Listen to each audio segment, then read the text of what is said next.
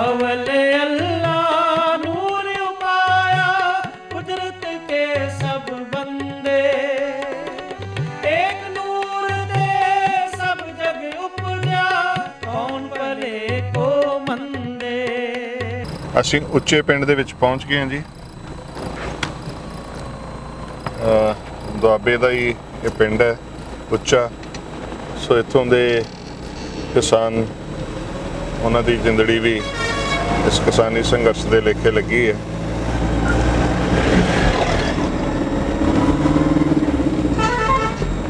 ਸੋ ਇਹ ਵੀ ਕਾਫੀ ਵੱਡਾ ਪਿੰਡ ਹੈ।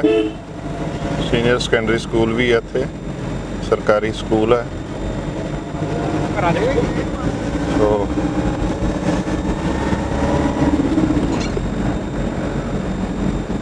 ਇਹ ਜਿਹੜਾ ਉਪਰਾਲਾ ਹੈ ਆਪ ਸੰਗਤਾਂ ਦੇ ਸਹਿਯੋਗ ਦੇ ਨਾਲ ਕਿ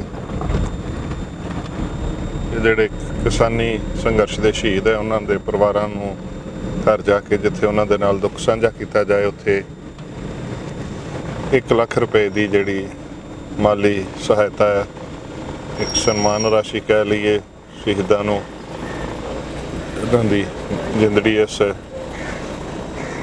ਕਿਸਾਨੀ ਸੰਘਰਸ਼ ਦੇ ਲੇਖੇ ਲੱਗੀ ਹੈ। ਸੋ ਜਲੰਧਰ ਜ਼ਿਲ੍ਹੇ ਦੇ ਵਿੱਚ ਪਿੰਡ ਉੱਚਾ, ਉੱਥੇ ਅਸੀਂ ਪਹੁੰਚੇ ਹਾਂ ਤੇ ਕਿਸਾਨ ਵੀਰ ਦੇ ਘਰੇ ਜਾ ਕੇ ਅੱਗੋਂ ਆਪ ਜੀ ਦੇ ਨਾਲ ਵਿਚਾਰਾਂ ਦੀ ਸਾਂਝ ਕਰਦੇ ਹਾਂ ਜੀ। ਸੋ ਉੱਚੇ ਪਿੰਡ ਦੇ ਵਿੱਚ ਜਸਪ੍ਰੀਤ ਸਿੰਘ ਨੌਜਵਾਨ ਜੋ ਅਜੇ ਕਿ ਕੁਆਰਾ ਲੜਕਾ ਸੀ, ਉਹਦੇ ਘਰ ਹੁਣ ਆਪਾਂ ਜਾ ਰਹੇ ਹਾਂ ਜੀ। ਇੱਥੇ ਇਹਦੀ ਵੀ ਜ਼ਿੰਦਗੀ ਜਿਹੜੀ ਹੈ ਸੰਘਰਸ਼ ਦੇ ਲੇਖੇ ਲੱਗੀ ਤੇ ਇਹ ਘਰ ਹੈ ਜੀ ਉਹਨਾਂ ਦਾ। ਪਰਿਵਾਰ ਨੂੰ ਸਦਮਾ ਹੈ ਕਿਉਂਕਿ ਛੋਟੀ ਉਮਰ ਦੇ ਵਿੱਚ ਹੀ ਜੋ ਹੈ ਇਹਨਾਂ ਦੀ ਇਹ ਘਰ ਹੈ ਉਹਨਾਂ ਦਾ, ਜਿੱਥੇ ਅਸੀਂ ਪਹੁੰਚੇ ਹਾਂ। ਸੋ ਵੱਖ-ਵੱਖ ਪਤਵੰਤੇ ਸੱਜਣ ਤਸਵੀਰ ਜਿਹੜੀ ਹੈ ਇਹ ਪਿੱਛੇ ਲੱਗੀ ਹੋਈ ਹੈ। 11 ਜਨਵਰੀ ਦੀ ਇਹ ਘਟਨਾ ਹੈ।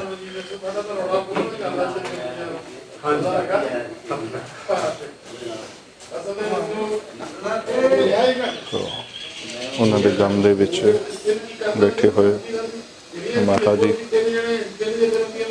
ਤੇ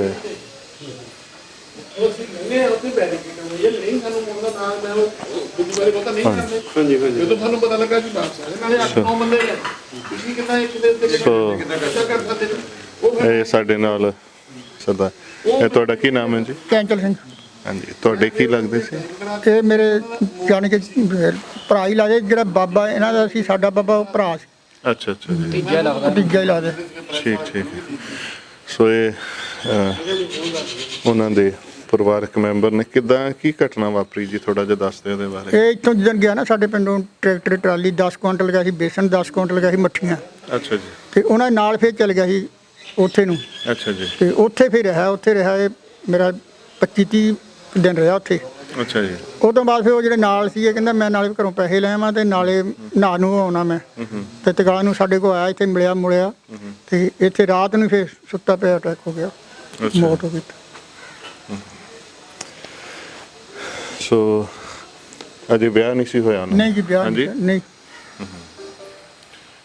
ਸੋ ਮੈਂ ਸਮਝਦਾ ਇਹ ਨੌਜਵਾਨ ਜਿਹੜੇ ਨੇ, ਨੌਜਵਾਨਾਂ ਦੀ ਜ਼ਿੰਦਗੀ ਵੀ ਇਸ ਸੰਘਰਸ਼ ਦੇ ਲੇਖੇ ਇਸ ਢੰਗ ਨਾਲ ਲੱਗ ਰਹੀ ਹੈ।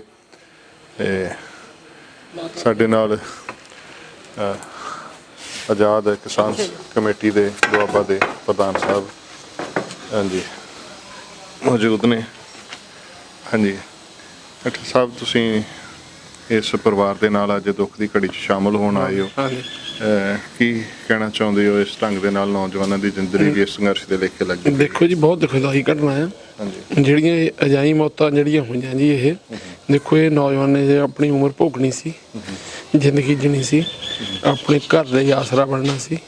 ਮੈਂ ਮਤਲਬ ਇਹ ਸਰਕਾਰਾਂ ਦੀਆਂ ਗਲਤ ਨੀਤੀਆਂ ਕਾਰਨ ਇਹ ਸਾਰਾ ਜਿਹੜਾ ਜੀ ਉਹਨਾਂ ਦੀਆਂ ਨੀਤੀਆਂ ਕਾਰਨ ਹੀ ਇਹ ਭੇਂਟ ਚੜ੍ਹ ਗਈ ਜ਼ਿੰਦਗੀ। ਇੱਦਾਂ ਦੇ ਹੋਰ ਜਿਹੜੇ ਸੈਂਕੜੇ ਨੌਜਵਾਨ ਜਿਹੜੇ ਇੱਦਾਂ ਹੀ ਕੋਈ ਐਕਸੀਡੈਂਟ ਦੇ ਵਿੱਚ ਕੋਈ ਕਿਸੇ ਹੋਰ ਢੰਗ ਦੇ ਨਾਲ ਜਿਹੜੇ ਸ਼ਹੀਦ ਹੋ ਗਏ, ਇਹ ਅਸੀਂ ਕਹਿੰਦੇ ਵੀ ਇਹ ਪ੍ਰਬੰਧ ਦਾ ਹੀ ਇਹਦਾ ਜਿਹੜਾ ਸਾਰਾ ਕੁਛ ਹੈ ਪ੍ਰਬੰਧ ਜ਼ਿੰਮੇਵਾਰ ਆ ਵੀ ਜਿਨ੍ਹਾਂ ਨੇ ਵੀ ਇਹ ਜਿਹੇ ਕਾਲੇ ਕਾਨੂੰਨ ਲੈ ਕੇ ਆਏ ਤੇ ਨਾਲ ਲੋਕਾਂ ਨੂੰ ਇਹਦੇ ਲਈ ਜਿਹੜਾ ਸੰਘਰਸ਼ ਕਰਨਾ ਪੈ ਰਿਹਾ। ਤੇ ਦਿੱਲੀ ਜਾ ਕੇ ਬੈਠਿਆਂ ਨੂੰ 70 ਦਿਨ ਹੋ ਗਏ। ਮਤਲਬ ਜਿਹੜਾ ਸਫ਼ਰ ਸੀ ਕਹਿੰਦੇ ਗੱਡੀਆਂ 'ਚ ਨਹੀਂ ਮੁੱਕਦਾ ਸੀ, ਉਹ ਇਹਨਾਂ ਨੇ ਟਰਾਲੀਆਂ ਤੇ ਪੂਰਾ ਕਰਤਾ। ਕਿਸੇ ਨੂੰ ਠੰਡ ਲੱਗ ਗਈ, ਕਿਸੇ ਨੂੰ ਨਮੂਨੀਆ ਹੋ ਗਿਆ, ਕਿਸੇ ਨੂੰ ਹੋਰ ਬਿਮਾਰੀ ਹੋ ਗਈ, ਕੋਈ ਉੱਥੇ ਪੂਰੇ ਹੋ ਗਏ, ਕੁਛ ਘਰਾਂ 'ਚ ਆ ਕੇ ਪੂਰੇ ਹੋ ਗਏ।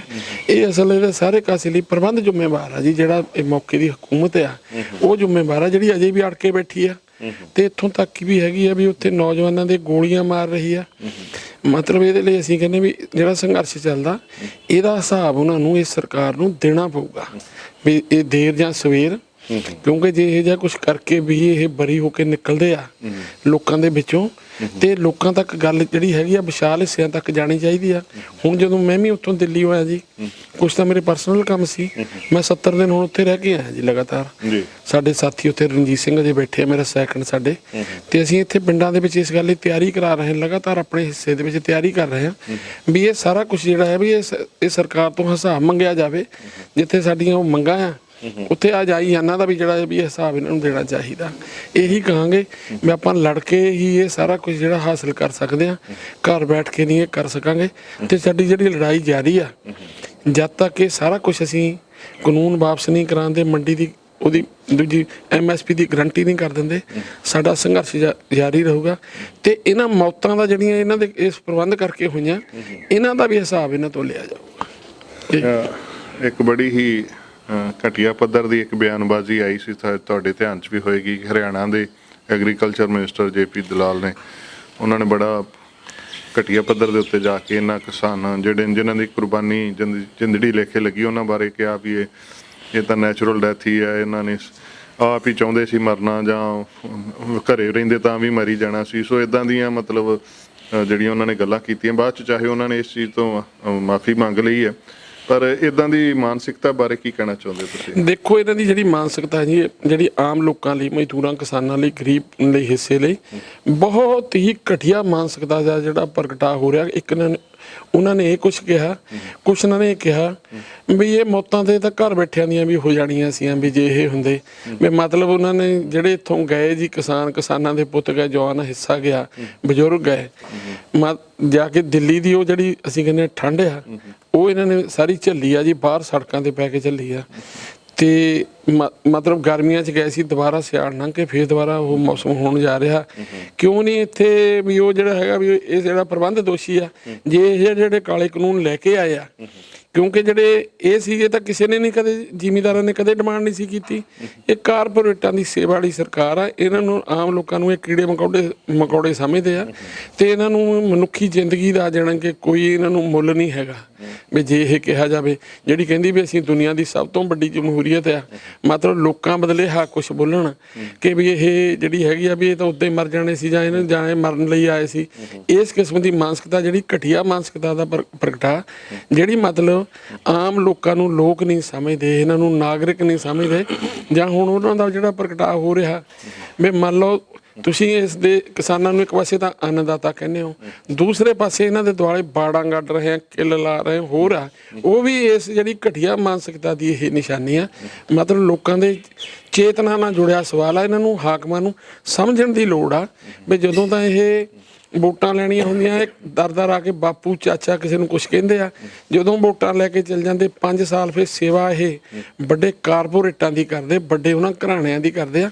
ਆਮ ਲੋਕਾਂ ਨੇ ਇਹਨਾਂ ਦਾ ਕੁਛ ਨਹੀਂ। ਆ ਜਿਹੜੀ ਹੁਣ ਨੌਜਵਾਨ ਦੀ ਜ਼ਿੰਦਗੀ ਗਈ ਆ, ਇਹਦੇ ਲਈ ਇੱਕ ਤਾਂ ਇਹ ਘਰੋਂ ਪੁੱਤ ਤੁਰ ਗਿਆ ਜਿਹਨੇ ਗਾਹਾਂ ਘਰ ਚਲਾਉਣਾ ਸੀ, ਤੇ ਉੱਪਰੋਂ ਇਹੋ ਜਿਹਾ ਕੁਛ ਇਹੋ ਜਿਹਾ ਜਿਹੜਾ ਹੈਗਾ ਵੀ ਬੋਲ ਰਹੇ ਆ ਜਿਹੜੀ ਅਸਲ ਦੇ ਵਿੱਚ ਪੱਧਰ, ਹਾਂਜੀ ਉਹ ਵੀ ਕਰਨਾ ਪੈ ਰਿਹਾ।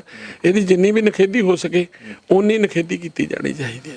ਸੋ ਬਿਲਕੁਲ ਮੈਂ ਸਮਝਦਾ ਕਿ ਇਹ ਬੜੀ ਹੀ ਇੱਕ ਹਲਕੇ ਪੱਧਰ ਦੀ ਸੋਚ ਹੈ ਜਿਹਦਾ ਕਿ ਪ੍ਰਗਟਾਵਾ ਇਹ ਸਾਡੇ ਸਾਹਮਣੇ ਆਇਆ। ਸੋ ਇਸ ਪਰਿਵਾਰ ਦੇ ਦੁੱਖ ਵਿੱਚ ਆਪਾਂ ਸ਼ਾਮਲ ਹੋਏ ਹਾਂ। ਅੱਗੋਂ ਪਰਿਵਾਰ ਦੇ ਨਾਲ ਆਪਾਂ ਗੱਲਬਾਤ ਸਾਂਝੀ ਕਰਦੇ ਹਾਂ ਜੀ। ਕੋਈ ਨਹੀਂ ਚਲੋ ਉਹ ਨਹੀਂ ਰਿਹਾ ਦੇਖੋ ਨਾਲ ਨਹੀਂ ਸੋ ਇਹ ਉਹਨਾਂ ਮਾਵਾਂ ਦੀ ਮੈਂ ਸਮਝਦਾ ਕਿ ਅਸੀਂ ਦੁੱਖ ਵਿੱਚ ਸ਼ਰੀਕ ਹੀ ਹੋ ਰਹੇ ਹਾਂ। ਉਹਨੂੰ ਵਾਪਸ ਤਾਂ ਨਹੀਂ ਜੀ ਆਉਣਾ, ਬਸ ਇਹ ਆ ਵੀ ਤੁਹਾਡੀ ਜਿਹੜੀ ਮਦਦ ਹੋ ਜੇ। ਹਾਂਜੀ, ਸੋ ਇਹ ਸੰਗਤ ਏਡ ਵੱਲੋਂ ਜਿਹੜੀ ਸੇਵਾ ਦੇਸ਼ ਵਿਦੇਸ਼ ਦੀਆਂ ਸੰਗਤਾਂ ਨੇ ਭੇਜੀ ਹੈ, ਸੋ ਅਸੀਂ ਪਹੁੰਚਾਈ ਹੈ ਤੇ ਇਹ ਪਰਿਵਾਰ ਦੇ ਦੁੱਖ 'ਚ ਸ਼ਰੀਕ ਹੋਏ ਹਾਂ ਜੀ। ਗੱਲ ਸਹੀ ਹੈ ਜੋ ਪ੍ਰਧਾਨ ਸਾਹਿਬ ਨੇ ਗੱਲ ਕੀਤੀ ਵੀ ਅਸੀਂ ਉਹਨਾਂ ਨੂੰ ਲਿਆ ਤਾਂ ਨਹੀਂ ਸਕਦੇ ਮੁੜ ਕੇ, ਪਰ ਇਹ ਆ ਵੀ ਚਲੋ ਦੁੱਖ 'ਚ ਸ਼ਰੀਕ ਹੋਏ ਆ ਤੇ ਬਹੁਤ ਦੁੱਖ ਦੀ ਘੜੀ ਬੜੀ ਦੁੱਖ ਦੀ ਘੜੀ ਹੈ ਜੀ ਏਦਾਂ। ਚਲੋ ਹੋਰ ਵੀ ਕੋਈ ਹੋਇਆ ਮਦਦ ਤੁਹਾਡੀ ਕਰਾਂਗੇ ਜੀ ਜਿਸ ਤਰ੍ਹਾਂ ਚਲੋ ਹੋਵੇ ਵੀ। ਮਾਤਾ ਜੀ ਕੀ ਕਹਿਣਾ ਚਾਹੁੰਦੇ ਇਹਨਾਂ ਸਰਕਾਰਾਂ ਨੂੰ ਜਿਨ੍ਹਾਂ ਕਰਕੇ ਤਾਂ ਏਦਾਂ ਹੋਇਆ ਤੁਹਾਡਾ ਵੇਖੋ ਪੁੱਤ ਹੈ? ਦਿੱਲੀ ਨੂੰ ਗਿਆ ਸੀ ਦਿੱਲੀ ਨੂੰ ਨਹੀਂ ਇੱਦਾਂ ਹੋ ਗਿਆ ਮੈਂ ਜਿਵੇਂ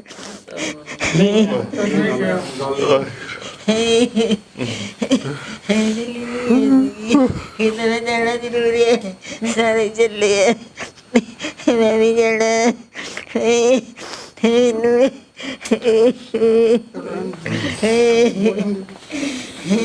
ਸੋ ਬੜਾ ਔਖਾ ਹੈ ਜੀ। ਹਾਂਜੀ ਹਾਂਜੀ ਭੈਣ ਜੀ ਤੁਹਾਡਾ ਕੀ ਨਾਮ ਜੀ? ਮੇਰਾ ਨਾਮ ਬਲਜੀਤ ਕੌਰ। ਜਦੋਂ ਗਏ ਕੀ ਕੋਈ ਗੱਲਬਾਤ ਕਿੱਦਾਂ ਦਾ ਉਹਨਾਂ ਦਾ ਮਨ 'ਚ ਸੀਗਾ ਵੀ ਜਾਣਾ ਮੈਂ ਨਹੀਂ ਜਦੋਂ ਗਏ ਤਾਂ ਬਿਲਕੁਲ ਸਹੀ ਸੀ ਜਿੱਦਾਂ ਤੇ ਕਹਿੰਦੇ ਸੀ ਮੈਂ ਜਾਣਾ ਆ ਤੇ ਜਿੰਨਾ ਚਿਰ ਅਸੀਂ ਆਪਣੀ ਜੰਗ ਫਤਿਹ ਕਰਕੇ ਨਹੀਂ ਮੈਂ ਵਾਪਸ ਨਹੀਂ ਆਉਣਾ। ਕਾਲ ਵੀ ਇੱਥੋਂ ਕਰਦੇ ਸੀ ਤਾਂ ਉਹੀ ਗੱਲ ਕਹਿੰਦੇ ਸੀਗੇ ਕਿ ਮੈਂ ਉਦੋਂ ਹੀ ਅਸੀਂ ਆਉਣਾ ਆ ਤੇ ਜਦੋਂ ਤੱਕ ਸਾਡੇ ਜਿਹੜੇ ਫਤਿਹ ਨਹੀਂ ਹੁੰਦੀ। ਤੇ ਉਸ ਤੋਂ ਬਾਅਦ ਕਿੰਨੇ ਕੁ ਦਿਨ ਕਰੀਬ ਉੱਥੇ ਰਹੇ ਹੋਣਗੇ ਜੀ? ਉਹ ਪਹਿਲਾਂ 1 ਵੀਕ ਬਾਅਦ ਆ ਗਏ ਸੀ, ਬਾਅਦ ਚ 1 ਮੰਥ ਪੂਰਾ ਮਹੀਨਾ ਰਹੇ, ਮਹੀਨੇ ਬਾਅਦ ਆਏ ਸੀਗੇ। ਹਾਂਜੀ निन्ने बार महीना लग गया मैं रोज फोन करती थी गणेश ले आजा गणेश तो बहुत है मैं आगे देखो भी नहीं दुनिया दुनिया जा ये तो बहुत है मैं आप फतेह करके पाना इतना कहता सी ਫਤਿਹ ਕਰਕੇ ਆਉਣਾ फतेह करके आना मैं बहुत दुनिया मैं फतेह करके आना काम ने इतना कहता हो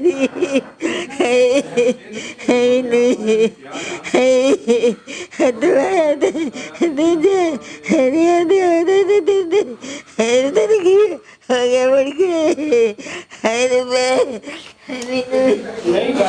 ਸੋ ਇਹ ਮਾਵਾਂ ਦੇ ਦੁੱਖ ਡਾਢੇ ਜਾਂਦੇ ਜੀ। ਹਾਂਜੀ ਸਰਦਾਰ ਜੀ ਬੜਾ ਔਖਾ ਹੈ ਜੀ। ਬਹੁਤ ਔਖਾ ਮਾਪਿਆਂ ਦੇ ਸਾਹਮਣੇ ਜਵਾਨ ਤੁਰ ਜਾਣੇ ਬਹੁਤ ਔਖਾ ਹੈ। ਅਸੀਂ ਗੁਆਂਢੀ ਆ ਸਾਨੂੰ ਬੜਾ ਪਛਤਾਵਾ ਲੰਘਦੇ ਵੜਦੇ ਮਿਲਦੇ ਹਾਲ ਚਾਲ ਪੁੱਛਣਾ ਕੀ ਹਾਲ ਚਾਚਾ ਕੀ ਹਾਲ ਚਾਲ ਸਾਨੂੰ ਬਹੁਤ ਉਹਦਾ ਵਿਛੋੜੇ ਦਾ ਦੁੱਖ ਆ ਦਿਨਾਂ ਦਾ। ਸੋ ਬਿਲਕੁਲ ਮੈਂ ਸਮਝਦਾ ਕਿ ਚਾਹੇ ਸਾਨੂੰ ਗੁਰੂ ਸਾਹਿਬਾਨ ਨੇ ਬੜੀ ਵੱਡੀ ਇੱਕ ਹੌਸਲਾ ਤਰਵਾਸ ਦਿੱਤੀ ਹੋਈ, ਪਰ ਫਿਰ ਵੀ ਮਾਵਾਂ ਦੇ ਵਾਸਤੇ ਪੁੱਤ ਜਿਹੜੇ ਨੇ ਮਾਂ ਦੇ ਕੋਲੋਂ ਇਹ ਮੈਂ ਸਮਝਦਾ ਸਾਲ ਝੱਲਿਆ ਨਹੀਂ ਜਾ ਰਿਹਾ। ਹਾਂਜੀ ਸਭ ਤੋਂ ਵੱਡੀ ਗੱਲ ਇਹ ਹੈ ਜੀ ਹਾਂਜੀ ਵੀ ਜਿਨ੍ਹਾਂ ਨੂੰ ਇਹ ਅਹਿਸਾਸ ਨਹੀਂ ਬੱਚਿਆਂ ਨੂੰ ਪਾਲਿਆ ਜਾਂਦਾ ਕਿ ਇਹ ਸਾਡੀ ਜਿਹੜੀ ਬੁਢਾਪੇ ਦੀ ਉਮਰ ਦੇ ਵਿੱਚ ਇਹ ਆਸ ਬਣੂਗੇ ਸਾਡੀ ਡਗੋਰੀ ਬਣਨਗੇ, ਉਹ ਬੱਚਾ ਹੀ ਉਹਨਾਂ ਦੇ ਹੁੰਦਿਆਂ ਤੁਰ ਜੇ ਇਹਨੂੰ ਵੱਡਾ ਦੁੱਖ ਜਿਹੜਾ ਮਾਪਿਆਂ ਦੇ ਉੱਤੇ ਹੋ ਨਹੀਂ ਸਕਦਾ ਜੀ। ਹਾਂਜੀ ਜਿਹੜੀ ਅਸੀਂ ਕਹਿੰਦੇ ਵੀ ਜਿਹੜੀ ਅਸੀਂ ਪਹਿਲਾਂ ਵੀ ਗੱਲ ਕਹੀ ਆ ਜੀ ਵੀ ਇਹ ਸਿਸਟਮ ਪ੍ਰਬੰਧ ਦੋਸ਼ੀ ਆ ਇਹਨਾਂ ਮੌਤਾਂ ਲਈ। ਜਿਹੜੀਆਂ ਇਹ ਮੌਤਾਂ ਜਿਹੜੀਆਂ ਅਜਾਈ ਹੋਈਆਂ ਚਾਹੇ ਉਹ ਠੰਡ ਨਾਲ ਹੋ ਗਈਆਂ, ਨਮੂਨੀਆ ਨਾਲ ਹੋ ਗਈਆਂ, ਚਾਹੇ ਕਿਸੇ ਹੋਰ ਕਾਰਨ ਹੋ ਗਈਆਂ, ਐਕਸੀਡੈਂਟ ਹੋ ਗਈਆਂ, ਇਹ ਸਰਕਾਰਾਂ ਇਹ ਪ੍ਰਬੰਧ ਆ ਜੀ ਜਿਹੜਾ ਲੋਕ ਦੋਖੀ ਪ੍ਰਬੰਧ ਆ ਇਹ ਦੋਸ਼ੀ ਆ ਇਹਨਾਂ ਮਾਪਿਆਂ ਕੋਲੋਂ ਇਹ ਬੱਚੇ ਜਿਹੜੇ ਇਹਨਾਂ ਦੇ ਖੋਹਣ ਵਾਲਾ ਵੀ ਜਿਨ੍ਹਾਂ ਨੇ ਇਹਨਾਂ ਦਾ ਆਸਰਾ ਬਣਨਾ ਸੀ। ਬਿਲਕੁਲ ਵੇਖੋ ਇਹ ਇੱਕ ਗੱਲ ਮਾਤਾ ਜੀ ਬਾਰ-ਬਾਰ ਉਹੀ ਗੱਲ ਕਹਿ ਰਹੇ ਨੇ, ਉਹ ਕਹਿੰਦਾ ਸੀ ਮੈਂ ਜਿੱਤ ਕੇ ਆਉਣਾ ਸੀ। ਬਿਲਕੁਲ ਇਹ ਜਿਹੜੀ ਭਾਵਨਾ ਕਿ ਪਹਿਲਾਂ ਵੀ 1 ਹਫ਼ਤਾ ਲਾਇਆ ਫਿਰ ਆ ਕੇ ਫਿਰ 1 ਮਹੀਨਾ ਲਗਾਤਾਰ ਆਪਾਂ ਸਾਰੇ ਜਾਣਦੇ, ਤੁਸੀਂ ਵੀ ਉੱਥੇ ਟਰਾਲੀਆਂ 'ਚ ਪੈਂਦੇ ਰਹੇ ਹੋ। ਉਹ ਕਿੰਨੀ ਠੰਡ ਸੀ ਉਹ ਵੇਲਾ, ਮੈਂ ਸਮਝਦਾ ਕਿ ਹਾਂਜੀ ਇੰਨੀ ਠੰਡ ਦੇ ਵਿੱਚ। ਹਾਂਜੀ ਕੱਟੜਾ ਜੀ, ਜਾਣੀ ਕਿ ਪੋਹ ਮੰਗਦੇ ਕਹਿੰਦੇ ਹੁੰਦੇ ਸਿਆਲ, ਜਿਹੜੇ ਉੱਥੇ ਬੰਦੇ ਨੇ ਟਰਾਲੀਆਂ ਥੱਲੇ ਪੈ ਕੇ ਕੱਟ ਲੈ। ਹਾਂਜੀ ਹਾਂਜੀ ਬੜਾ ਔਖਾ ਹੈ ਜੀ, ਬੜਾ ਔਖਾ ਜੀ। ਸੋ ਅਸੀਂ ਮਾਤਾ ਜੀ ਦੀ ਜ਼ਿਆਦਾ ਵੀਡੀਓ ਵੀ ਤੁਹਾਨੂੰ ਨਹੀਂ ਦਿਖਾ ਰਹੇ, ਕਿਉਂਕਿ ਤੁਸੀਂ ਵਿਦੇਸ਼ਾਂ 'ਚ ਬੈਠੇ ਹੋ ਤੇ ਤੁਹਾਡੇ ਕੋਲ ਇਹ ਚੀਜ਼ਾਂ ਸੁਣਨੀਆਂ ਤੇ ਚੱਲਣੀਆਂ ਔਖੀਆਂ, ਕਿਉਂਕਿ ਬਹੁਤ ਸਾਰੀਆਂ ਸਾਡੀਆਂ ਬਜ਼ੁਰਗ ਭੈਣਾਂ ਬੀਜੀ ਸਾਰੇ, ਤੇ ਉਹਨਾਂ ਵਾਸਤੇ ਇਹ ਸਾਰਾ ਕੁਝ ਦੇਖਣਾ ਕਈ ਵਾਰੀ ਬਾਹਰਾ ਹੋ ਜਾਂਦਾ, ਜਰਨੋਂ ਬਾਹਰਾ ਹੋ ਜਾਂਦਾ। ਸੋ ਆਪਾਂ ਇਹ ਆ ਕਿ ਐਸੇ ਪਰਿਵਾਰਾਂ ਦੇ ਨਾਲ ਖੜੇ ਆ ਦੁੱਖ ਦੇ ਵਿੱਚ। ਸੋ ਇਹਨਾਂ ਦਾ ਇੱਕ ਹੋਰ ਵੱਡਾ ਭਰਾ ਹੈ, ਵਾਈਫ ਉਹਨਾਂ ਦੀ, ਜਿਨ੍ਹਾਂ ਨੇ ਸਾਡੇ ਨਾਲ ਹੁਣੇ ਗੱਲ ਕੀਤੀ। ਸੋ ਆਪ ਤਾਂ ਇਹਨਾਂ ਦੀ ਮੈਰਿਜ ਨਹੀਂ ਸੀ ਹੋਈ ਜਸਪ੍ਰੀਤ ਸਿੰਘ ਦੀ, ਪਰ ਮੈਂ ਸਮਝਦਾ ਕਿ ਇਹ ਬੜੇ ਔਖੇ ਨੇ ਸਾਲ ਚੱਲਣੇ। ਤੇ ਇਹ ਭਾਈ ਸਾਹਿਬ ਹੋਰੀ ਗੁਆਂਢੀ ਨੇ। ਕਿੰਨੀ ਪੈਲੀ ਬੰਨਾ ਕਿੰਨਾ ਕੁ ਜੀ ਇਹਨਾਂ ਦਾ? ਹਾਂਜੀ ਕਿੰਨੀ ਕੁ ਪੈਲੀ ਇਹਨਾਂ ਦੀ? ਇੱਧਰ ਹਾਂਜੀ ਪੈਲੀ ਇਹਨਾਂ ਦੀ ਸਾਰੀ 13 ਕੁ ਕਨਾਲ ਆ। ਅੱਛਾ 13 ਕਨਾਲ। 13 ਕਨਾਲ, 1.5 ਖੇਤ। ਅੱਛਾ ਦੋ ਭਰਾਵਾਂ ਦੇ ਤਿੰਨਾਂ ਦੀ ਤਿੰਨ ਭਰਾਵਾਂ, ਤਿੰਨ ਭਰਾਵਾਂ ਦੀ ਤਿੰਨ ਹੈ 1.5 ਕਿੱਲਾ ਪੈਲੀ। ਸੋ ਬਿਲਕੁਲ ਮੈਂ ਸਮਝਦਾ ਉਹਦੇ ਵਿੱਚੋਂ ਇਹ ਚਲਾ ਗਿਆ। ਸੋ ਮੈਂ ਸਮਝਦਾ ਕਿ ਦੇਖ ਲਓ ਕਿੰਨਾ ਮੁਸ਼ਕਲ ਤੇ ਇੰਨੀ ਕੁ ਪੈਲੀ ਹੈ। ਆਹੋ ਅੱਧਾ ਕਿੱਲਾ ਹੀ ਆਉਂਦੀ ਹੋਊਗੀ ਸਾਹਿਬ, ਅੱਧਾ ਕਿੱਲਾ ਪੈਲੀ ਤੇ ਵੇਖੋ ਜਜ਼ਬਾ ਕਿੱਡਾ। ਸੋ ਸਾਡੇ ਡਾਕਟਰ ਜੋਲ ਸਾਹਿਬ, ਆ ਜਿਹੜੀ ਗੱਲ ਨਾ, ਆਪਾਂ ਇੱਥੇ ਬੈਠਦੇ ਕੋਈ ਗੱਲ ਜਿਹੜੀ ਆ ਨਾ ਜੀ, ਅੱਧਾ ਕਿੱਲਾ ਪੈਲੀ ਆ ਇਹਨਾਂ ਦੀ, ਜਿਹੜਾ ਬੱਚਾ ਪੂਰਾ ਹੋਇਆ ਉਹਦੇ ਹਿੱਸੇ ਦੇ 1.5 ਕਿੱਲਾ ਤਾਂ ਤਿੰਨ ਭਰਾ ਨੇ ਹਨਾ, ਅੱਧਾ ਕਿੱਲਾ ਪੈਲੀ ਤੇ ਉਹ ਹਰ ਵਾਰੀ ਘਰਦਿਆਂ ਨੂੰ ਇਹੀ ਕਹਿੰਦਾ ਜਿੱਤ ਕੇ ਮੁੜਦਾ। ਸੋ ਇਸ ਜਜ਼ਬੇ ਨੂੰ ਤੁਸੀਂ ਕਿਸ ਨਿਗਾਹ ਤੋਂ ਦੇਖਦੇ ਹੋ? ਜਿਸ ਜਜ਼ਬੇ ਦੇ ਨਾਲ ਵੇਖੋ ਛੋਟੀ ਜਿਹੀ ਅੱਧੇ ਕਿੱਲੇ ਚੋਂ ਕੀ ਖੇਤੀ ਕਰ ਲੈਣੀ ਆ। ਮੈਂ ਤਾਂ ਪਹਿਲੀ ਗੱਲ ਤਾਂ ਉਹਨੂੰ ਸਲਾਮ ਕਰਦਾ ਜਿਸ ਬੰਦੇ 'ਚ ਐਡਾ ਜਜ਼ਬਾ ਆ, ਔਰ ਨੌਜਵਾਨ 'ਚ, ਔਰ ਜਜ਼ਬਾ ਹੀ ਨਹੀਂ ਇਕੱਲਾ, ਉਹਨੂੰ ਸ਼ਹਾਦਤ ਵੀ ਦੇ ਦਿੱਤੀ। ਔਰ ਇੱਕ ਸਿਆਣੀ ਮਾਂ ਲਈ ਪੁੱਤ ਦਾ ਦੁੱਖ ਝੱਲਣਾ, ਮੈਂ ਕਹਿੰਦਾ ਉਦੋਂ ਉੱਪਰ ਹੈ ਨਹੀਂ ਕੋਈ ਗੱਲ। ਪੁੱਤ ਦਾ ਦੁੱਖ ਨਹੀਂ ਝੱਲ ਸਕਦੀ ਮਾਂ, ਹੋਰ ਸਾਰੇ ਦੁੱਖ ਝੱਲ ਜੂਗੀ, ਪੁੱਤ ਦਾ ਨਹੀਂ ਝੱਲ ਸਕਦੀ। ਮੈਂ ਉਸ ਮਾਂ ਨੂੰ ਵੀ ਸਲਾਮ ਕਰਦਾ, ਉਸ ਲੜਕੇ ਨੂੰ ਸਲਾਮ ਕਰਦਾ। ਸਾਰਿਆਂ ਨੇ ਬੈਠੇ ਸਾਡੇ ਸੰਘਾ ਸਾਹਿਬ, ਇਹਨਾਂ ਭਾਈ ਸਾਹਿਬ ਨੇ ਇੱਕ ਗੱਲ ਕਹੀ ਸੀ ਵੀ ਹਮੇਸ਼ਾ ਹੀ ਜਿਹੜੀ ਲੜਾਈ ਜੰਗ ਆ ਨਾ, ਉਹ ਥਰੜੇ ਲੈਵਲ ਦੇ ਜਿਹੜੇ ਗਰੀਬ ਬੰਦੇ ਜਿਹਨਾਂ ਨੂੰ ਆਪਾਂ ਕਹਿੰਦੇ ਆ ਜਾਂ ਛੋਟੇ ਪਰਿਵਾਰ ਕਹਿੰਦੇ ਆ, ਉਹ ਜਿੱਤ ਸਕਦੇ ਆ ਜੀ ਜੀ। ਪਰ ਬੜੇ ਅਫਸੋਸ ਦੀ ਗੱਲ ਆ ਕਿ ਸੈਂਟਰ ਸਰਕਾਰ ਕਹਿੰਦੀ ਵੀ ਸਾਡੇ ਕੋਲ ਇਹਨਾਂ ਦੇ ਅੰਕੜੇ ਹੈ ਨਹੀਂ, ਇਹਨਾਂ ਨੂੰ ਅਸੀਂ ਕੋਈ ਵੀ ਪੈਸਾ ਨਹੀਂ ਦੇਵਾਂਗੇ। ਬੜੀ ਹੈਰਾਨੀ ਵਾਲੀ ਗੱਲ। ਮੈਂ ਬੇਨਤੀ ਕਰਾਂ, ਮੈਂ ਤੁਹਾਡੀ ਗੱਲ ਥੋੜੀ ਜਿਹੀ ਹੋਰ ਅੱਗੇ ਤੋਰਦਾ। ਹੁਣੇ ਹੀ ਸਾਡੇ ਨਾਲ ਗੱਲ ਹੋ ਰਹੀ ਸੀ ਕਿ ਸਾਰੀਆਂ ਜਥੇਬੰਦੀਆਂ ਦੇ ਨਾਲ ਜਿਹੜੀਆਂ ਸਰਕਾਰੀ ਏਜੰਸੀਆਂ ਦੇ ਬੰਦਿਆਂ ਦੀਆਂ ਡਿਊਟੀਆਂ ਲੱਗੀਆਂ ਨੇ, ਇਹਨਾਂ ਦੀ ਪਲ ਪਲ ਦੀ ਖਬਰ ਉਹਨਾਂ ਕੋਲ ਹੈਗੀ ਹੈ, ਪਰ ਜਿਹੜੀਆਂ ਦੀ ਡੈਥ ਹੋ ਰਹੀ ਉਹਨਾਂ ਦੀ ਕੋਈ ਖਬਰ ਹੈ ਨਹੀਂ। ਉਹਨਾਂ ਦੀ ਖਬਰ ਹੈ ਨਹੀਂ। ਇਹਨਾਂ ਸਾਰਿਆਂ ਦਾ ਪਤਾ ਹੈ ਵੀ ਤੁਹਾਡੇ ਤੁਸੀਂ ਬਹਾਲ ਹੋ ਗਏ ਆ, ਤੁਸੀਂ ਸਸਪੈਂਡ ਹੋ ਗਏ ਆ। ਉਹਨਾਂ ਨੂੰ ਇਹ ਨਹੀਂ ਪਤਾ ਵੀ ਜਿੱਥੇ ਜਾਂਦੇ ਉੱਥੇ ਮੌਤ ਵੀ ਹੋਈ, ਜਿੱਥੇ ਅੱਜ ਆਏ ਹੋ ਆ ਉੱਥੇ ਪਿੰਡ ਵਿੱਚ। ਇਹ ਬੜੀ ਅਫਸੋਸ ਵਾਲੀ ਗੱਲ ਆ।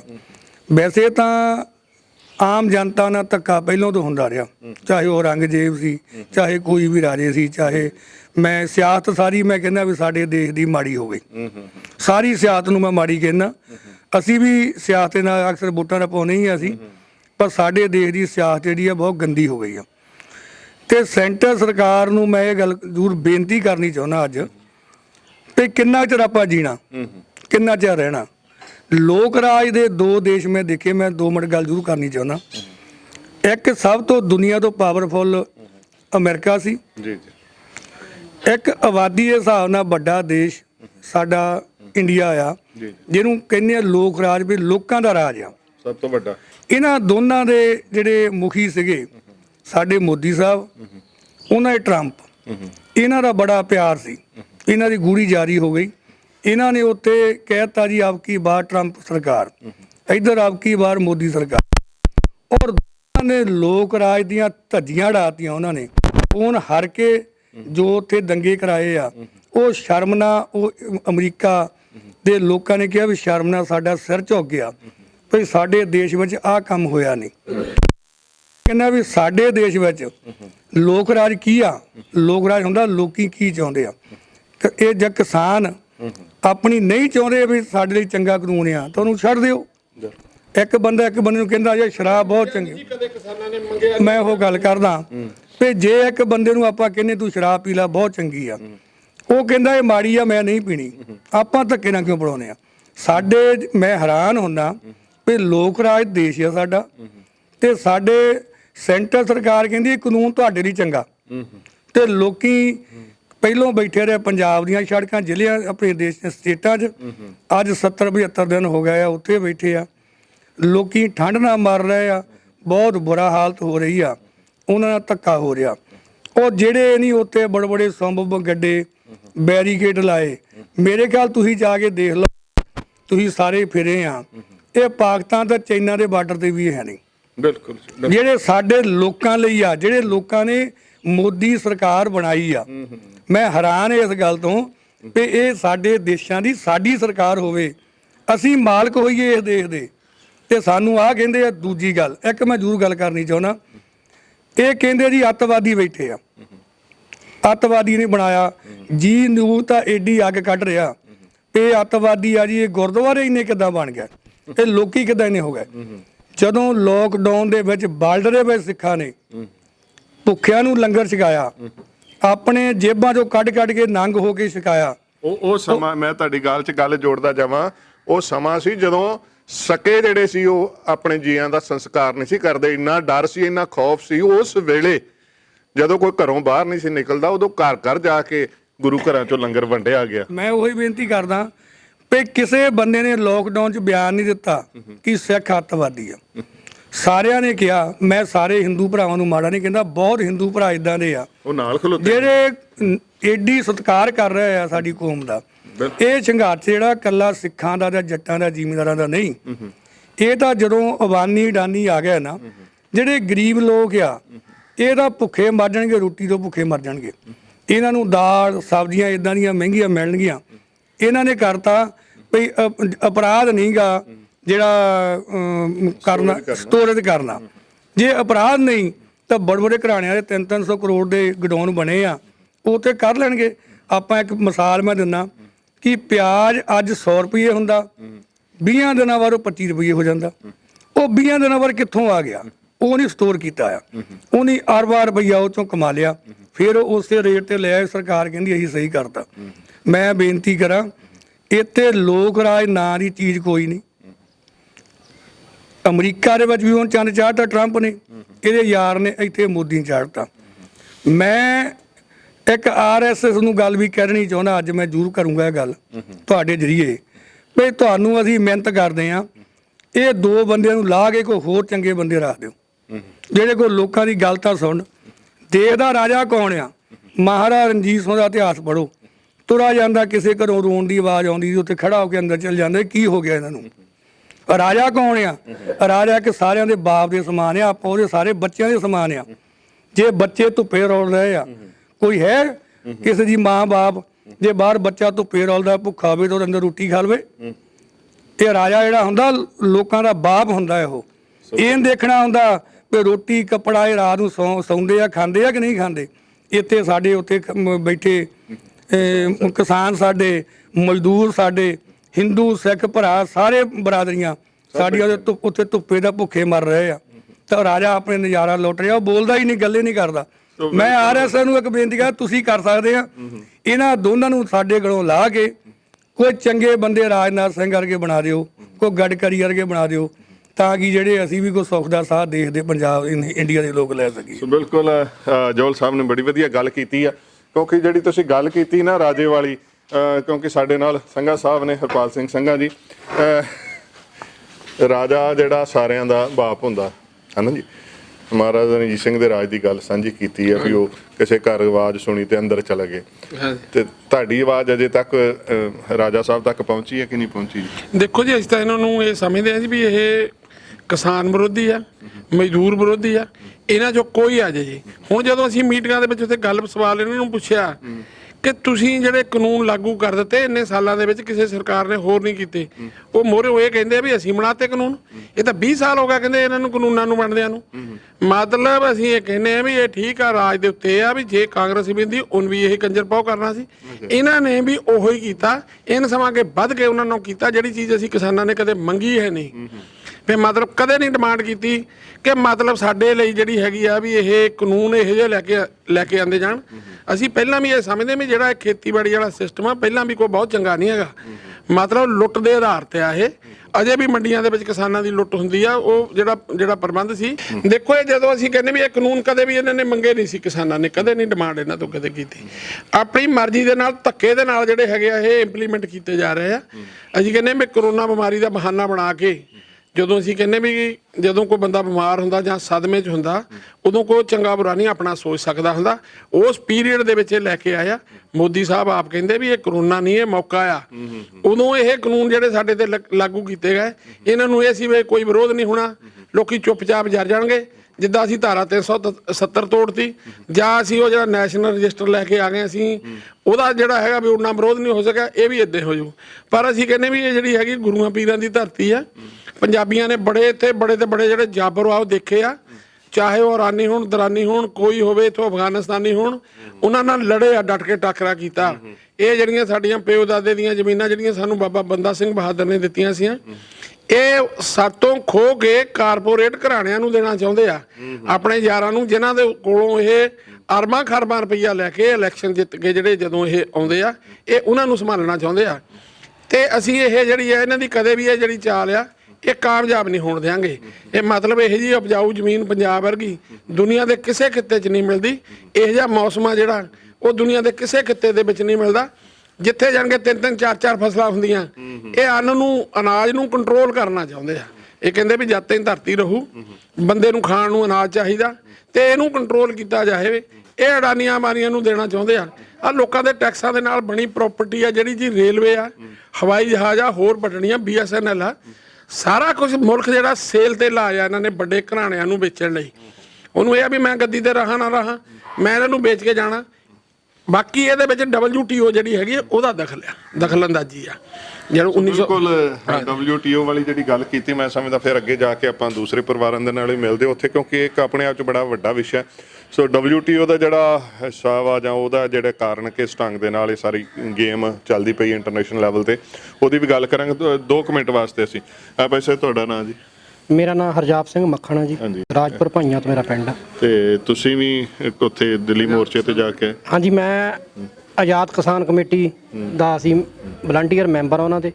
ਤੇ ਅਸੀਂ ਤਕਰੀਬਨ ਜਿੱਦਣ 25 ਨਵੰਬਰ ਤੋਂ ਅਸੀਂ ਨਾਲ ਹੀ ਚੱਲੇ ਸੀ। ਤੇ ਤਕਰੀਬਨ ਮੈਂ ਤਾਂ ਉੱਥੇ 7-8-10 ਦਿਨ ਰਹਿ ਕੇ ਆ ਗਿਆ ਸੀ। ਫੇਰ ਵਿੱਚ ਗਏ ਤਕਰੀਬਨ 7-8 ਵਾਰੀ ਲਗਾਤਾਰ 10-10 ਦਿਨ ਦਾ ਟਾਈਮ ਕੱਢ ਕੇ ਅਸੀਂ ਉੱਥੇ ਮਤਲਬ ਮੋਰਚੇ ਤੇ ਡਟੇ ਹੋਏ ਆ। ਤੇ ਸਾਡੇ ਪਿੰਡ ਤੋਂ, ਸਾਡੇ ਇਲਾਕੇ ਚੋਂ ਮਤਲਬ ਅਸੀਂ ਬਾਰੀਆਂ ਬੰਨੀਆਂ ਹੋਈਆਂ ਆ, ਜਿੱਦਾਂ ਮਤਲਬ 5-7-10 ਬੰਦੇ ਆ ਗਏ ਤੇ ਉਹਨਾਂ ਨੇ ਇੱਕ ਹਫ਼ਤਾ ਉੱਥੇ ਰਹੇ। ਫਿਰ ਉਹਨਾਂ ਨੂੰ ਜਾ ਕੇ ਲੈ ਆਂਦਾ ਤਾਂ ਅਗਲੀ ਟੀਮ ਉੱਥੇ ਛੱਡ ਜਾਂਦੀ। ਇਸ ਤਰੀਕੇ ਦੇ ਨਾਲ ਸਾਡੇ ਇਲਾਕੇ ਦੇ ਵਿੱਚੋਂ ਬਹੁਤ ਵੱਡੀ ਗਿਣਤੀ ਦੇ ਵਿੱਚ ਜਿਹੜੇ ਲੋਕ ਆ, ਨੌਜਵਾਨ, ਕਿਸਾਨ ਸਾਰੇ ਜਾ ਰਹੇ ਆ। ਤੇ ਕਿਵੇਂ ਦਾ ਜਜ਼ਬਾ ਤੁਸੀਂ ਵੇਖਦੇ ਹੋ? ਉਸ ਮੋਰਚੇ 'ਚ ਤੁਸੀਂ ਆਪ ਵੀ ਗਏ ਹੋ ਜਾਂ ਉੱਥੇ ਵਿਚਰੇ ਵੀ ਹੋ? ਉੱਥੇ ਜਿਹੜੇ ਮੋਰਚਿਆਂ ਤੇ ਡਟੇ ਨੇ ਨੌਜਵਾਨ, ਬਜ਼ੁਰਗ, ਮਾਈਆਂ, ਬੀਬੀਆਂ ਸਾਰੇ। ਦੇਖੋ ਜੀ, ਉਹ ਜਿਹੜਾ ਜਜ਼ਬਾ ਆ ਨਾ ਉਹ ਦੇਖ ਕੇ ਮਹਿਸੂਸ ਕੀਤਾ ਜਾ ਸਕਦਾ, ਕਿਉਂਕਿ ਉੱਥੇ ਜਿੱਦਾਂ ਦਾ ਭਾਈਚਾਰਾ ਲੋਕਾਂ ਦਾ, ਜਿੱਦਾਂ ਦਾ ਲੋਕਾਂ ਦਾ ਰਹਿਣਾ ਸਹਿਣਾ, ਮੈਂ ਤਾਂ ਮਤਲਬ ਹਰੇਕ ਤੁਹਾਡੇ ਮਾਧਿਅਮ ਰਾਹੀਂ ਬੇਨਤੀ ਕਰਦਾ ਕਿ ਆਪਣੇ ਬੱਚਿਆਂ ਨੂੰ, ਆਪਣੇ ਘਰਦਿਆਂ ਨੂੰ, ਜਿੰਨੇ ਵੀ ਤੁਸੀਂ ਲੋਕ ਸੁਣਦੇ ਆ, ਜ਼ਰੂਰ ਉਸ ਮੋਰਚੇ 'ਚ ਜਾਓ। ਤੇ ਕਿਉਂਕਿ ਇਹ ਇੱਕ ਇਤਿਹਾਸਕ ਚੀਜ਼ ਵਾ ਜਿਹੜੀ ਉੱਥੇ ਦੇਖਣ ਯੋਗ ਵਾ, ਔਰ ਹਰੇਕ ਬੰਦੇ ਨੂੰ ਉਹਦਾ ਹਿੱਸਾ ਬਣਨਾ ਚਾਹੀਦਾ। ਸੋ ਬਿਲਕੁਲ ਆਹ ਗੱਲ ਜਿਹੜੀ ਹੈ ਬੜੀ ਵੱਡੀ ਆ। ਪਰ ਮੈਨੂੰ ਇਹ ਵੀ ਅਹਿਸਾਸ ਆ ਕਿ ਤੁਸੀਂ ਵਿਦੇਸ਼ਾਂ 'ਚ ਬੈਠੇ ਹੋ, ਸੋ ਜਿੰਨੇ ਕੁ ਤੁਸੀਂ ਆ ਸਕਦੇ ਹੋ, ਕਿਉਂਕਿ ਥੋੜ੍ਹੀ ਬਹੁਤੀ ਖੁੱਲ੍ਹ ਹੋ ਰਹੀ ਹੈ ਪਰ ਕਈ ਜਗ੍ਹਾ ਤੇ ਖੁੱਲ੍ਹ ਵੀ ਨਹੀਂ ਗਈ। ਪਰ ਤੁਹਾਡਾ ਜਿਹੜਾ ਯੋਗਦਾਨ ਆ, ਮੈਂ ਸਮਝਦਾ ਉਹ ਜਿਸ ਢੰਗ ਨਾਲ ਤੁਸੀਂ ਭੇਜ ਰਹੇ ਹੋ, ਅਸੀਂ ਉਹਦੇ ਲਈ ਵੀ ਤੁਹਾਡੇ ਸਾਰਿਆਂ ਦੇ ਧੰਨਵਾਦੀ ਹਾਂ। ਸੋ ਐਸੇ ਪਰਿਵਾਰ ਵੇਖੋ ਆਪਾਂ ਬਜ਼ੁਰਗ ਮਾਤਾ ਜੀ ਉਹਨਾਂ ਦੇ ਨਾਲ ਉਹਨਾਂ ਕੋਲ ਗੱਲ ਹੀ ਨਹੀਂ ਹੋ ਰਹੀ। ਸੋ ਇੰਨਾ ਸਦਮੇ ਦੇ ਵਿੱਚ ਪਰਿਵਾਰ ਹੈ। ਸਿਰਫ ਅੱਧਾ ਕਿੱਲਾ ਜ਼ਮੀਨ ਦਾ ਉਹ ਮਾਲਕ ਸੀ ਵੀਰ ਜਸਪ੍ਰੀਤ ਸਿੰਘ, ਜਿਹਦੀ ਕਿ ਇਸ ਸੰਘਰਸ਼ ਦੇ ਵਿੱਚ ਜ਼ਿੰਦਗੀ ਦੀ ਲੇਖੇ ਲੱਗੀ ਆ। ਸੋ ਅਸੀਂ ਸਾਰੇ ਸੰਗਤ ਏਡ ਦੇ ਵੱਲੋਂ ਇਸ ਪਰਿਵਾਰ ਦੇ ਨਾਲ ਦੁੱਖ ਸਾਂਝਾ ਕਰਨ। ਉੱਚਾ ਪਿੰਡ ਹੈ ਜੀ ਇਹ, ਦੁਆਬੇ ਦਾ, ਜਲੰਧਰ ਜ਼ਿਲ੍ਹੇ ਦੇ ਵਿੱਚ ਪੈਂਦਾ। ਸੋ ਇੱਥੇ ਅਸੀਂ ਆਏ ਸੀ, ਸਾਡੇ ਨਾਲ ਸਾਰੇ ਹੀ ਪਤਵੰਤੇ ਇੱਥੋਂ ਦੇ ਇਲਾਕੇ ਦੇ, ਸਾਡੇ ਨਾਲ ਹਰਪਾਲ ਸਿੰਘ ਜੀ, ਸਾਰੇ ਪ੍ਰਧਾਨ ਸਾਹਿਬ ਸਾਡੇ ਨਾਲ ਨੇ, ਤੇ ਹੋਰ ਸੱਜਣ ਮਿੱਤਰ ਤੇ ਇਹਨਾਂ ਦੇ ਗੁਆਂਢੀ ਜਿਹੜੇ ਨੇ ਖਾਸ ਤੌਰ ਤੇ ਉਹ ਵੀ ਸਾਡੇ ਨਾਲ ਇੱਥੇ ਪਹੁੰਚੇ। ਸੋ ਅਸੀਂ ਤੁਹਾਡੇ ਵੱਲੋਂ ਦਿੱਤੀ ਹੋਈ ਸੇਵਾ ਜਿਹੜੀ ਹੈ ਭਾਈ ਰਣਜੀਤ ਸਿੰਘ ਹੋਰੀ ਆਪ ਨਾਲ ਆ ਕੇ ਸਾਰੀ ਸੇਵਾ ਜਗ੍ਹਾ ਜਗ੍ਹਾ ਤੇ ਪਹੁੰਚਾ ਰਹੇ ਨੇ। ਸੋ ਇਹ ਉਪਰਾਲਾ ਤੇ ਤੁਹਾਡਾ ਸਾਰਿਆਂ ਦਾ ਅਸੀਂ ਧੰਨਵਾਦ ਕਰਦੇ ਹਾਂ ਕਿ ਤੁਸੀਂ ਦੇਸ਼ਾਂ ਵਿਦੇਸ਼ਾਂ ਵਿੱਚ ਬੈਠੇ ਹੋ। ਜੇ ਆਪ ਨਹੀਂ ਆ ਸਕਦੇ ਤੇ ਤੁਸੀਂ ਇਹ ਬੜਾ ਵੱਡਾ ਇੱਕ ਸਹਿਯੋਗ ਦੇ ਰਹੇ ਹੋ, ਇਹਨਾਂ ਪਰਿਵਾਰਾਂ ਨੂੰ ਧਰਵਾਸ ਦੇ ਰਹੇ ਹੋ, ਉਹਨਾਂ ਦੇ ਨਾਲ ਖਲੋ ਰਹੇ ਹੋ। ਸੋ ਸੰਗਤ ਏਡ ਦਾ ਉਪਰਾਲਾ ਹੈ ਜਿਹੜਾ ਇੱਦਾਂ ਹੀ ਚੱਲਦਾ ਜਾਏਗਾ। ਸੋ ਇੱਕ ਹੋਰ ਜਿਹੜੀ ਜ਼ਰੂਰੀ ਜਾਣਕਾਰੀ ਅਸੀਂ ਸਾਂਝੀ ਕਰਨਾ ਚਾਹੁੰਦੇ ਹਾਂ ਕਿ ਇਹਨਾਂ ਪਰਿਵਾਰਾਂ ਦੀ ਮਦਦ ਜਿਹੜੀ ਹੈ ਪੰਜਾਬ ਸਰਕਾਰ ਵੱਲੋਂ ਵੀ ਕੀਤੀ ਜਾ ਰਹੀ, ਕੁਝ ਪਰਿਵਾਰਾਂ ਦੀ ਹੋ ਗਈ ਹੈ, ਤੇ ਸ਼੍ਰੋਮਣੀ ਗੁਰਦੁਆਰਾ ਪ੍ਰਬੰਧਕ ਕਮੇਟੀ ਵੱਲੋਂ ਵੀ। ਸਾਡੇ ਨਾਲ ਸਰਦਾਰ ਜੀ ਮੌਜੂਦ ਹੈ। ਸਰਦਾਰ ਜੀ ਕੀ ਨਾਮ ਤੁਹਾਡਾ? ਨਾ ਰਸਵਿੰਦਰ ਸਿੰਘ ਬੁਲੀਨਾ ਤੋਂ। ਹਾਂ ਜੀ। ਸੋ ਰਵਿੰਦਰ ਸਿੰਘ ਦੇ ਭੋਗ ਤੇ ਜਦੋਂ ਇਕੱਠੀ ਹੋਈ ਸੰਗਤ ਨਾ, ਉੱਥੇ ਸਤਿਕਾਰਯੋਗ ਆਪਣੇ ਮਹਿੰਦਰ ਸਿੰਘ KP ਵੀ ਆਏ, ਰਾਏਪੁਰੀ ਪਰਮਜੀਤ ਸਿੰਘ ਤੇ ਮੰਨਣ ਸਾਹਿਬ SCPC ਵੱਲੋਂ ਲੱਖ ਰੁਪਈਆ ਦੇ ਗਏ। 5 ਲੱਖ ਰੁਪਈਆ ਇਹਨਾਂ ਨੇ ਪੰਜਾਬ ਸਰਕਾਰ ਨੇ ਭੇਜਿਆ। ਤੇ ਹੋਰ ਪਤਵੰਤੇ ਸੱਜਣਾ ਤੇ ਜਿੰਨਾ ਕਿਸੇ ਤੋਂ ਸਰਿਆ, ਤੇ ਸਾਰੇ ਗੁਰੂ ਘਰਾਂ ਵੱਲੋਂ ਵੀ, ਪਿੰਡ ਵੱਲੋਂ ਵੀ, ਜਿੱਦਾਂ ਹੋਰ ਇੰਗਲੈਂਡ ਵੱਲੋਂ ਅੱਗੇ ਵੀ ਇਹ ਮਾਇਆ ਦੇਗਾ, ਜਿੱਦਾਂ ਆਪ ਹੁਣ ਸੇਵਾ ਕਰਕੇ ਆਏ ਆ ਤੁਸੀਂ। ਤੇ ਬਹੁਤ ਬਹੁਤ ਉਹਨਾਂ ਦਾ ਵੀ ਧੰਨਵਾਦ, ਸਾਰਿਆਂ ਦਾ ਧੰਨਵਾਦ। ਇਸ ਤਰ੍ਹਾਂ ਸਾਰਿਆਂ ਨੂੰ ਸੋਚਣਾ ਚਾਹੀਦਾ, ਜਿਹੜਾ ਬੰਦਾ ਚਲਾ ਗਿਆ ਉਹ ਮੁੜ ਤਾਂ ਸਕਣਾ ਨਹੀਂ, ਆਪਣੇ ਭਰਾਵਾਂ ਦੇ ਨਾਲ ਹੀ ਉਹ ਘਰ ਸਟੈਂਡ ਹੋ ਸਕਦਾ, ਖੜੇ ਹੋ ਸਕਦੇ ਆ। ਸੋ ਬਿਲਕੁਲ ਮੈਂ ਸਮਝਦਾ ਕਿ ਇਹ ਵੀ ਇੱਕ ਉਦਮ ਉਪਰਾਲਾ। ਹਾਂਜੀ ਉਪਰਾਲਾ ਬਿਲਕੁਲ। ਹਰਪਾਲ ਸਿੰਘ ਜੀ ਤੁਸੀਂ? ਹਾਂਜੀ, ਮੈਂ ਇਹ ਕਹਿਣਾ ਚਾਹੁੰਦਾ ਜੀ ਵੀ ਇਸ ਪਰਿਵਾਰ ਨੂੰ ਉਹ ਜਿਹੜੀ ਸਰਕਾਰੀ ਮਦਦ ਮਿਲਣੀ ਸੀ, ਉਹ ਮਦਦ ਜਿਹੜੀ ਹੈ ਨਹੀਂ ਮਿਲੀ। ਅਸੀਂ ਪੰਜਾਬ ਗੌਰਮੈਂਟ ਦੇ ਤੋਂ ਇਹ ਮੰਗ ਕਰਦੇ ਹਾਂ ਕਿ ਇਸ ਪਰਿਵਾਰ ਨੂੰ ਵੀ ਜਿਹੜੀ ਸਰਕਾਰੀ ਸਹਾਇਤਾ ਜੋ 5 ਲੱਖ ਦੀ ਰਾਸ਼ੀ ਆ ਉਹ ਇਹਨਾਂ ਨੂੰ ਦਿੱਤੀ ਜਾਣੀ ਚਾਹੀਦੀ ਆ, ਕਿਉਂਕਿ ਜਿਹੜਾ ਪਰਿਵਾਰ ਆ ਉਸ ਗੱਲ ਤੋਂ ਇਹ ਵਾਂਝਾ ਨਾ ਰਹੇ। ਕਿਉਂਕਿ ਜਿੱਥੇ ਅਸੀਂ ਬਾਕੀ ਸਾਰਿਆਂ ਦੀ ਤੁਸੀਂ ਮਦਦ ਕਰ ਰਹੇ ਹੋ, ਬਾਕੀ ਸਾਰੇ ਜਿੱਥੇ ਕੋਈ ਸ਼ਹੀਦ ਹੋਏ ਉਹਨਾਂ ਨੂੰ ਦਿੱਤੀ ਆ, ਇਸ ਪਰਿਵਾਰ ਨੂੰ ਅਜੇ ਤੱਕ ਉਹ ਜਿਹੜੀ ਸਹਾਇਤਾ ਮਿਲੀ ਨਹੀਂ ਹੈਗੀ, ਉਹ ਇਹਨਾਂ ਨੂੰ ਮਿਲਣੀ ਲਾਜ਼ਮੀ ਆ। ਕਿਉਂਕਿ ਪਰਿਵਾਰ ਜਿਹੜਾ ਆ, ਕਿਉਂਕਿ ਘਰ ਦਾ ਜੀ ਤਾਂ ਰਿਹਾ ਨਹੀਂ ਜੀ, ਇਹ ਇਹਨਾਂ ਦਾ ਜਿਹੜਾ ਗੁਜ਼ਾਰਾ ਆ ਉਹ ਚੱਲਦਾ ਰਹਿ ਸਕੇ, ਇਸ ਹਾਲਤ ਵਿੱਚ ਤੁਸੀਂ ਮਦਦ ਹੀ ਕਰ ਸਕਦੇ ਹੋ। ਕਿਉਂਕਿ ਜੀ ਨੇ ਤਾਂ ਵਾਪਸ ਮੁੜ ਕੇ ਨਹੀਂ ਆਉਣਾ, ਮਤਲਬ ਇਹ ਜਿਹੜੇ ਬੁਢਾਪੇ ਦੇ ਵਿੱਚ ਮਾਤਾ ਜੀ ਆ ਉਹਨਾਂ ਦਾ ਆਸਰਾ ਹੋ ਸਕੇ।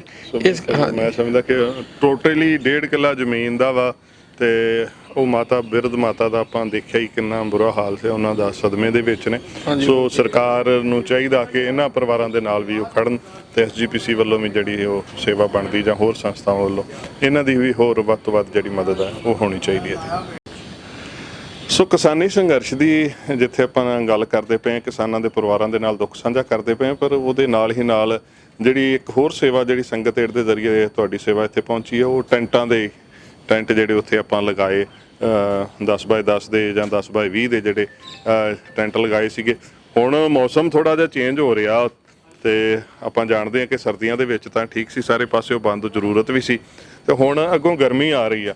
ਸੋ ਸਾਡੇ ਨਾਲ ਪ੍ਰਧਾਨ ਸਾਹਿਬ ਮੌਜੂਦ ਨੇ। ਪ੍ਰਧਾਨ ਸਾਹਿਬ, ਫਿਰ ਕਿੱਦਾਂ ਦਾ ਆਪਾਂ ਅੱਗੋਂ ਉਹਦਾ ਪ੍ਰਬੰਧ ਅਸੀਂ ਉਹਦਾ ਸੋਚਿਆ ਜੀ ਵੀ ਜਿਹੜੀ ਛੱਤ ਆ, ਜਿਹੜੇ ਤੁਸੀਂ ਉਹ ਟੈਂਟ ਮੁਹੱਈਆ ਕਰਾਏ ਜੀ, ਸਾਰੇ ਬਾਰਡਰਾਂ ਤੇ ਜਿਹੜੇ ਤੁਸੀਂ ਦਿੱਤੇ ਆ, ਸਾਨੂੰ ਵੀ ਮਿਲੇ ਆ ਜੀ। ਉਹ ਚੋਂ 5 ਟੈਂਟ ਉਹਨਾਂ ਚੋਂ ਦਿੱਤੇ ਸੀ, ਉਹ ਬਹੁਤ ਵਧੀਆ ਜੀ। ਇੱਕ ਤਾਂ ਸੈਪਰੇਟ ਰਹਿਣ ਲਈ ਉਹ ਬਹੁਤ ਵਧੀਆ ਸੀਗਾ ਜੀ, ਵੀ ਜੇ ਉਹਨਾਂ 'ਚ ਬੀਬੀਆਂ ਨੇ ਪੈਣਾ ਹੋਵੇ ਜਾਂ ਅਲੱਗ ਰਹਿਣਾ ਹੋਵੇ, ਉਹਨੂੰ ਜਿਪ ਤੁਸੀਂ ਬੰਦ ਕਰ ਲਓ, ਤੇ ਉਹਦੇ ਵਿੱਚ ਸਮਾਂ ਕੇ ਅਸੀਂ ਇਹ ਦੇਖਿਆ ਜੀ ਬਾਹਰ ਨਾਲੋਂ ਵੀ ਉਹਦੇ ਅੰਦਰ ਜ਼ਿਆਦਾ ਨਿੱਘ ਸੀ। ਅੱਛਾ ਜੀ। ਹਾਂਜੀ, ਅਸੀਂ ਉਹਦੇ ਵਿੱਚ ਦੇਖਿਆ ਪੈ ਕੇ, ਬਾਹਰ ਤੁਹਾਨੂੰ ਠੰਡ ਲੱਗੂਗੀ ਜਦੋਂ ਤੁਸੀਂ ਉਹਦੇ ਵਿੱਚ ਬਹਿ ਜਾਂਦੇ ਆ, ਉਹ ਇੰਨੇ ਨਿੱਘੇ ਸੀ ਵੀ ਗੱਲ ਛੱਡ ਦਿਓ ਜੀ। ਅੱਛਾ, ਅਸੀਂ ਉਹਦੇ ਦੇਖਿਆ। ਹੁਣ ਅਸੀਂ ਗਾਹਾਂ ਸੋਚਿਆ ਵੀ ਗਾਹਾਂ ਮੱਛਰ ਹੋ ਜਾਣਾ ਜੀ, ਗਾਹਾਂ ਮੌਸਮ ਬਦਲਿਆ, ਤੇ ਉਹੀ ਜਿਹੜੇ ਟੈਂਟ ਉਹਨਾਂ ਦੀ ਛੱਤ ਰੱਖ ਕੇ ਜਿਹੜੇ ਚਾਰੋਂ ਪਾਸੇ ਦੇ ਆਪਾਂ ਕੱਪੜੇ ਲਾ ਦੇਣੇ ਜੀ ਉਹਦੇ ਦੁਆਲੇ ਕੀ ਕਰਨਾ ਜੀ, ਉਹ ਜਿਹੜੀ ਮੱਛਰਦਾਨੀ ਵਾਲੀ ਜਾਲੀ ਹੁੰਦੀ ਆ ਉਹ ਚਾਰੇ ਪਾਸੇ ਚਪਕਾ ਦੇਣੀ ਆ ਜੀ। ਉਹ 10 ਬੰਦੇ ਉਹਦੇ ਵਿੱਚ ਜਿਹੜੇ ਹੈਗੇ ਇੱਕ ਟੈਂਟ ਦੇ ਵਿੱਚ ਆਰਾਮ ਨਾਲ ਰਹਿ ਸਕਣਗੇ ਤੇ ਅਗਲਾ ਮੌਸਮ ਜਿਹੜਾ ਸਾਨੂੰ ਮੱਛਰ ਤੋਂ ਜਿਹੜਾ ਤੰਗ ਹੋਣੇ ਵਾਲਾ, ਹੁਣ ਗਰਮੀ ਹੁੰਦਿਆਂ ਹੋ ਜਾਣਾ, ਉਹ ਟੈਂਟ ਉਹੀ ਕੰਮ ਦੇ ਦੇਣਗੇ।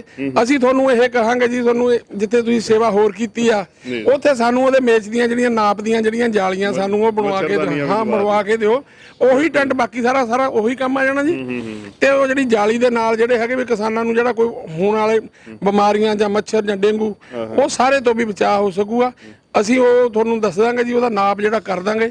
ਤੇ ਸਾਡੇ ਲਈ ਹਾਂ ਇੱਕ ਸੇਵਾ ਦਾ ਜਿਹੜਾ ਹੋਰ ਮੌਕਾ, ਕਿਉਂਕਿ ਅਸੀਂ ਤਾਂ ਇਹ ਲੜਨ ਦੀ ਤਿਆਰੀ ਚ ਆ ਜੀ ਇਸ ਗੱਲ ਲਈ। ਤੁਸੀਂ ਵੈਸੇ ਕੀ ਸੋਚਦੇ ਹੋ ਕਦੋਂ ਤੱਕ ਮਤਲਬ ਮੋਰਚਾ ਫਤਿਹ ਹੋਊਗਾ? ਅਸੀਂ ਤਾਂ ਇਹ ਅੱਜ ਕਰਕੇ ਚੱਲਦੇ ਜਦ ਤੱਕ ਇਹਦਾ ਰਾਜ ਆ ਜੀ ਮੋਦੀ ਦਾ, ਉਦ ਤੱਕ ਤਿਆਰੀ ਕਰਨੀ ਚਾਹੀਦੀ। ਹੁਣ ਅਸੀਂ ਜਦੋਂ ਪਿੰਡਾਂ ਦੇ ਵਿੱਚ ਦੇਖੋ ਮੀਟਿੰਗਾਂ ਕਰਾ ਰਹੇ, ਸਾਡੇ ਆ ਫੇਸਬੁੱਕ ਤੇ ਪਾਈ ਆ ਅਸੀਂ ਨਾਲ ਅਸੀਂ ਉਹਨਾਂ ਨੂੰ ਇਹ ਕਹਿ ਰਹੇ ਹਾਂ ਸਾਡੇ ਕੋਲ ਰਾਸ਼ਨ ਦੀ ਕੋਈ ਪ੍ਰੋਬਲਮ ਨਹੀਂ, ਕੋਈ ਰਾਸ਼ਨ ਨਹੀਂ ਲੈ ਕੇ ਆਉਣਾ, ਕੋਈ ਕੁਛ ਨਹੀਂ ਤੁਸੀਂ ਲੈ ਕੇ ਆਉਣਾ, ਤੇ ਤੁਸੀਂ ਉੱਥੇ ਬੰਦੇ ਲੈ ਕੇ ਆਓ ਤੇ ਸਿਰਫ ਉੱਥੇ ਆਪਾਂ ਇਹ ਤਿਆਰੀ ਕਰਕੇ ਲੜਨਾ। ਕਿਉਂਕਿ ਜਿਹੜੀ ਇਹ ਜੰਗ ਆ ਹਰ ਹਾਲਤ ਜਿੱਤੀ ਜਾਣੀ ਚਾਹੀਦੀ ਆ। ਇਹਦੇ ਵਿੱਚ 1% ਵੀ ਗੁੰਜਾਇਸ਼ ਪਾ ਕੇ ਨਹੀਂ ਚੱਲਣਾ ਚਾਹੀਦਾ ਵੀ ਅਸੀਂ ਹਾਰ ਜਾਈਏ। ਇਹ ਜਿੱਤ ਕੇ ਮੁੜਨਾ। ਅਸੀਂ ਇਹੀ ਕਹਿੰਦੇ ਵੀ ਲੜਾਂਗੇ, ਜਿੱਤਾਂਗੇ ਜੀ। ਸੋ ਬਿਲਕੁਲ ਇਹ ਗੱਲ ਬੜੀ ਅਹਿਮ ਆ, ਕਿਉਂਕਿ ਐਡਾ ਵੱਡਾ ਸੰਘਰਸ਼ ਜਿਹੜਾ ਇਹ ਜਿੱਤਿਆਂ ਬਗੈਰ ਮੈਂ ਸਮਝਦਾ ਉੱਥੋਂ ਕਿਸੇ ਨੇ ਨਹੀਂ ਮੁੜਨਾ। ਇੰਨਾ ਜਜ਼ਬਾ, ਐਡਾ ਵੱਡਾ ਸੰਘਰਸ਼ ਜਿਹੜਾ ਕਿ ਕਿਸੇ ਨੇ ਵੀ ਪਹਿਲਾਂ ਨਹੀਂ ਸੀ ਦੇਖਿਆ। ਚਲੋ ਸਾਡੀ ਉਮਰ ਵੀ ਕਾਫੀ ਆ, ਪਰ ਸਾਡੇ ਤੋਂ ਵੱਡੇ ਬਜ਼ੁਰਗ ਜਿਹੜੇ ਉੱਥੇ ਸਾਨੂੰ 80 90 ਸਾਲਾਂ ਵਾਲੇ ਮਿਲਦੇ, ਉਹਨਾਂ ਦਾ ਵੀ ਇੱਕੋ ਹੀ ਕਹਿਣਾ ਕਿ ਪੁੱਤ ਇਦਾਂ ਦਾ ਸੰਘਰਸ਼ ਨਹੀਂ ਸੀ ਵੇਖਿਆ। ਸੋ ਐਡਾ ਵੱਡਾ ਸੰਘਰਸ਼ ਜਿੱਥੇ ਖੜਾ ਤਾਂ ਬੜੇ ਹੀ ਚੜ੍ਹਦੀ ਕਲਾ ਦੇ ਵਿੱਚ ਉਸ ਸੰਘਰਸ਼ ਦੀਆਂ ਮੈਂ ਸਮਝਦਾ ਜੇ ਅਸੀਂ ਬਾਤਾਂ ਕਰਨ ਲੱਗੇ ਤੇ ਸ਼ਾਇਦ ਇੱਥੇ ਹੀ ਸਾਰੀ ਦਿਹਾੜੀ ਲੰਘ ਜਾਏਗੀ। ਸੋ ਅਸੀਂ ਅਗਲਿਆਂ ਪੜਾਵਾਂ ਤੇ ਵੀ ਜਾਣਾ, ਹੋਰ ਪਰਿਵਾਰਾਂ ਦੇ ਨਾਲ ਵੀ ਦੁੱਖ ਸਾਂਝਾ ਕਰਨਾ। ਸੋ ਇੱਕ ਹੋਰ ਸੇਵਾ ਜਿਹੜੀ ਮਿਲੀ ਹੈ ਕਿ ਹੁਣ ਆਪਾਂ ਨੈੱਟ ਲਗਾ ਕੇ ਤੇ ਉਸੇ ਢੰਗ ਦੇ ਨਾਲ ਵੈਲਕਰੋ ਵਗੈਰਾ ਲਗਾ ਕੇ ਉਹਨਾਂ ਨੂੰ ਬਿਲਕੁਲ ਉਸੇ ਮੇਚੇ ਦੇ ਤੇ ਇਹ ਟੈਂਟ ਜਿਹੜੇ ਨੇ, ਕਿਉਂਕਿ ਜਿੰਨੀ ਸੇਵਾ ਪਹਿਲਾਂ ਹੋਈ ਸੀ ਉਹਦੇ ਨਾਲ ਹੀ ਜੋੜ ਕੇ ਜਿੰਨੇ ਟੈਂਟ ਵੱਖ-ਵੱਖ ਥਾਵਾਂ ਦੇ ਉੱਤੇ ਲੱਗੇ ਨੇ ਉਹਨਾਂ ਨੂੰ ਜਾਲੀ ਵਾਲੀਆਂ ਜਿਹੜੀਆਂ ਨੇ ਆਊਟਿੰਗਸ ਜਿਹੜੀਆਂ ਵਾਲਸ ਜਿਹੜੀਆਂ ਨੇ, ਪਹਿਲਾਂ ਦੂਸਰਾ ਸੀਗਾ ਕਾਫੀ ਮੋਟਾ ਸਟੱਫ ਸੀ ਜਿਹਦੇ ਨਾਲ ਅੰਦਰ ਨਿੱਘ ਰਹਿੰਦਾ ਸੀ, ਤੇ ਹੁਣ ਹਵਾ ਦੀ ਵੀ ਲੋੜ ਆ, ਗਰਮੀ ਦਾ ਮੌਸਮ ਆਉਣਾ। ਸੋ ਇਸ ਪੱਖੋਂ ਵੀ ਆਪਾਂ ਸੇਵਾ ਦੇ ਵਿੱਚ ਹਾਜ਼ਰ ਹਾਂ। ਸੋ ਸੰਗਤ ਏਡ ਵੱਲੋਂ ਜਿਹੜਾ ਆਪ ਜੀ ਦਾ ਪਿਆਰ, ਆਪ ਜੀ ਦੀ ਜਿਹੜਾ ਸਹਿਯੋਗ ਮਿਲਿਆ ਸਾਰੀ ਸੰਗਤ ਦਾ, ਅਸੀਂ ਉਹਦੇ ਧੰਨਵਾਦੀ ਹਾਂ। ਤੇ ਹੁਣ ਆਪਾਂ ਅਗਲੇ ਪੜਾਅ ਵੱਲ ਵਧਦੇ ਹਾਂ ਜੀ।